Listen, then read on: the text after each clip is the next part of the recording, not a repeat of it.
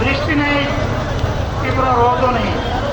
আল্লাহ তাআলার পক্ষ থেকে তার গোলামদের প্রতি এই যে মেহেরবান, এর জন্য নতশিরে আরেকবার আমি শুকরিয়া আদায় করছি, আলহামদুলিল্লাহ। সম্মানিত বন্ধুগণ, যাদের ত্যাগ এবং কোরবানির বিনিময়ে 15.5 বছরের কঠিন অন্ধকার যুগের যাতাতলে পিষ্ট হয়ে যারা ধীরে ধীরে দুনিয়া থেকে নির্যাতিত হয়ে বিদায় নিয়েছে, অপশক্তির বিরুদ্ধে প্রতিবাদ করতে গিয়ে বিদায় নিয়েছেন, যারা লড়াই করে হয়েছেন, বন্ধুত্ব বরণ করেছেন, আমরা তাদের সকলের কাছে গভীরভাবে মহান আল্লাহর দরবারে তৌফিক চাই। বাংলাদেশ জামাতে ইসলামের অস্তিত্ব যতদিন থাকবে, আল্লাহ যেন তাদের ঋণ পরিশোধ করার শক্তিটাও ততদিন আমাদেরকে দান করেন। আমি গভীর পরিতাপের সাথে আপনাদেরকে জানাচ্ছি, এই বিশাল সমাবেশ আয়োজন করতে গিয়ে আমাদের তিনজন ভাই ইতিমধ্যে দুনিয়া থেকে বিদায় গ্রহণ করে।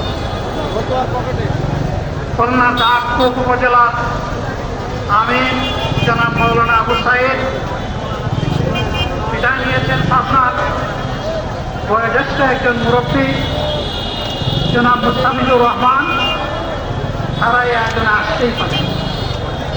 আসার পথে আল্লাহ তাআলা তাদেরকে তার কাছে তুলে দিয়েছে। আরেকজন ভাই সেখানে অসুস্থ হয়ে তিনি ইন্তেকাল করেছেন, তাহলে মহান রবের দরবারে দোয়া করি আল্লাহ তাআলা তাদের উপর রহম করুন, তাদেরকে ক্ষমা করুন, জান্নাতুল ফেরদাউসের নিয়ামত তাদেরকে দান করুন। তাদের আপনজনদেরকে আল্লাহ তাআলা সবরে জামিল আছেন। সম্মানিত ভাইরা, আবু সাইদ যদি বুক থেকে না দাঁড়াতেন, এই জাতির মুক্তির জন্য যদি বুকে গুলি ঢুকে না, হয়তো ইতিমধ্যে হয়তো আরো অনেক মানুষের জীবন চেতনাবিদের হাতে চলে 24 জীবন বাজে রাখা এই যুদ্ধটা যদি না হতো, তাহলে আজকে যারা বিভিন্ন ধরনের কথা এবং দাবি দেওয়া চেষ্টা করছেন, তারা তখন কোথায় আসুন তাদের ত্যাগের বিনিময়ে আল্লাহ তাআলার এই নিয়ামত পাওয়া তাদেরকে যেন অবজ্ঞা এবং অবহেলা না, শিশু বলে তাদেরকে যেন তুচ্ছ তাচ্ছিল্য না, অহংকার করে অন্য দলকে যেন তুচ্ছ তাচ্ছিল্য না, অরাজনৈতিক ভাষায় আমরা যেন কষ্ট দিই। যদি এগুলো আমরা পরিহার করতে না পারি, তাহলে বুঝতে হবে যারা পারবেন না, বেশিরভাগের রূপ তাদের মধ্যে নতুন করে বাসা দেবে।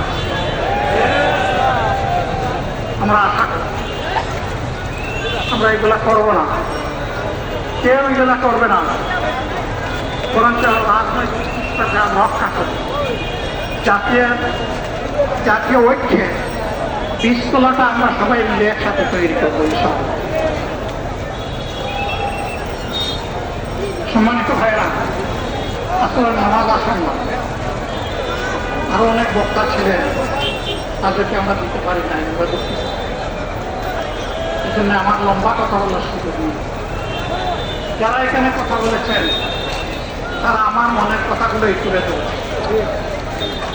আমি শুধু বলতে চাই, আগামীর বাংলাদেশটা কেমন হবে, আমি বলি আরেকটা লড়াই হবে। একটা লড়াই হয়েছে বেশিবাদের বিরুদ্ধে, আরেকটা লড়াই হবে দুর্নীতির বিরুদ্ধে। এই দুর্নীতির মূল উৎপাদন করার জন্য যা দরকার, আমরা তারুণ্য এবং যৌবনের শক্তিকে একত্রিত করে সেই লড়াইয়েও ইনশাআল্লাহ বিজয় লাভ করব। প্রিয় ভাইয়েরা, জামাতে ইসলামী যে দুর্নীতিমুক্ত সমাজ করবে তার প্রমাণ কি? তার প্রথম প্রমাণ হচ্ছে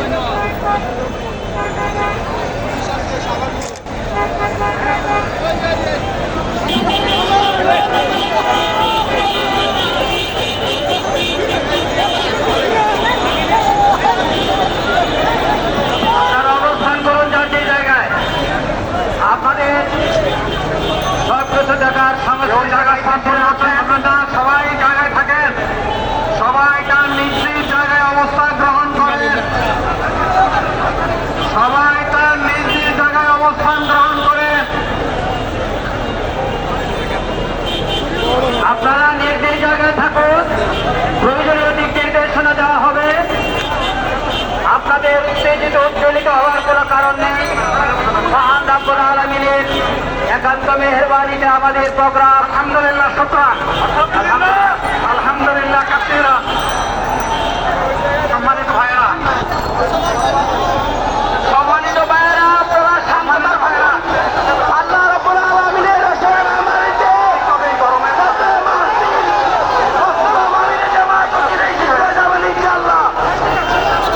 আমি আল্লাহ তাআলার শুকরিয়া আদায় করি, আল্লাহ তাআলার শুকরিয়া আদায় করি আবার আপনাদের সামনে দাঁড়াতে পেরে। আমি বলেছিলাম দুর্নীতি মুক্ত বাংলাদেশ ইনশাআল্লাহ সবাইকে নিয়ে আমরা কথা দিচ্ছি। বাংলাদেশ জামাত ইসলামী যদি আল্লাহ তাআলার মেহেরবানি এবং সরকার জনগণের ভালোবাসা নিয়ে সরকার গঠন করে, তাহলে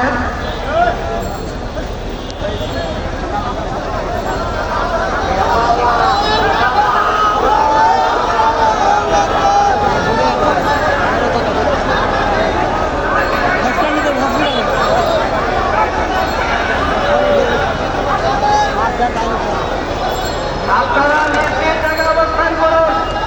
আমাদের স্বেচ্ছাসেবকরা আছেন, সংশ্লিষ্ট বিভাগের দায়িত্বশীল আছেন, তারা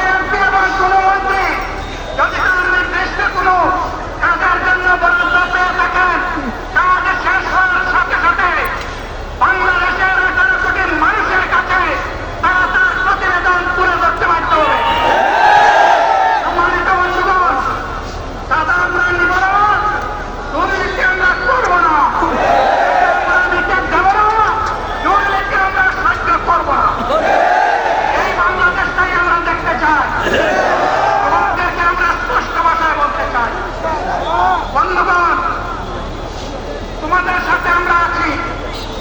আমি আজকে জামাতের আমির হিসাবে এখানে কথা বলতে আসিনি। আমি এসেছি বাংলাদেশের 18 কোটি মানুষের একজন হয়ে কথা বলতে। আমি শিশুদের বন্ধু, আমি যুবকদের ভাই, আমি বয়স্ক